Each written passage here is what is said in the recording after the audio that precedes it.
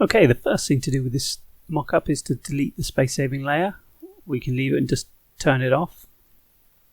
Then to add a design to the mug, you'll see in your layer panel, bottom right, there's a double click smart object, which is this part, to edit, or alternatively you can go layers, smart objects, edit contents, make sure it's selected first, layer, smart objects, edit contents. There's two ways. Double click will go this way.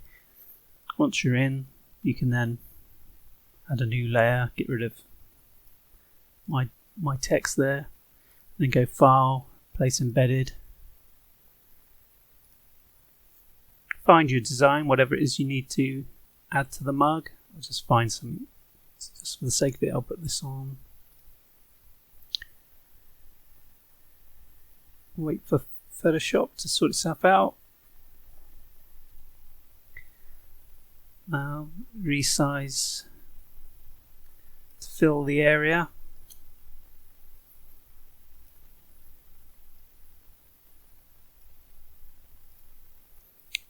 Click the tick box when you've done resizing, then close down this rectangle 1.psb and say yes when it asks you if you want to say that.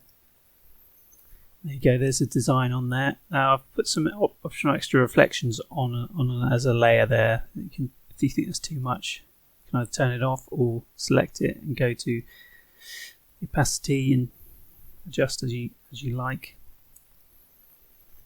And there you go. That's pretty much all there is. There's a shadow you can turn on and off. You can even duplicate the whole thing if you wanted to. Oops. Make sure you're selecting the whole group. Oh, what have I done there? I think I've got auto select on, yeah. So select the folder and then drag. There you go, you've got two mugs now. Another thing to bear in mind, when you duplicate like I did there, the smart object will be a copy of whatever you did in the first one. So find it's already in there.